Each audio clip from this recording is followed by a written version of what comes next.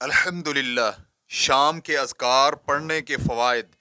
وَاذْكُرْ رَبَّكَ فِي نَفْسِكَ تَضَرُّعًا وَخِيفَةً وَدُونَ الْجَهْرِ مِنَ الْقَوْلِ بِالْغُدُوِّ وَالْآصَالِ وَلَا تَكُن مِّنَ الْغَافِلِينَ، اور اپنے رب کو اپنے دل میں عاجزی اور خوف اور دھیمی آواز میں صبح و شام یاد کرو اور غافل لوگوں میں سے نہ ہو۔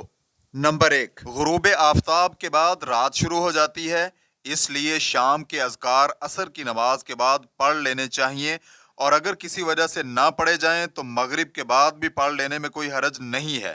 قرآن پاک میں اللہ سبحانہ و تعالی نے کئی ایک مقامات پر اس بات کا حکم ارشاد فرمایا ہے کہ غروب آفتاب سے پہلے اللہ کا ذکر کرو، اس کی پاکی بیان کرو۔ نمبر 2، رسول اللہ صلی اللہ علیہ وآلہ وسلم بھی باقاعدگی کے ساتھ شام کے اذکار پڑھا کرتے تھے، اور آپ نے کئی ایک مواقع پر اپنے اہل بیت، اصحاب اور اپنی پوری امت کو شام کے اذکار پڑھنے کا حکم ارشاد فرمایا ہے، اور شام کے اذکار پڑھنے کے آپ صلی اللہ علیہ وآلہ وسلم نے بے شمار فائدے بیان کیے ہیں۔ نمبر 3، شام کے اذکار پر صحابہ اکرام رضوان اللہ علیہم اجمعین اور سلف صالحین کا شوق کے ساتھ پابندی کرنا ان کا مبارک طرز عمل تھا۔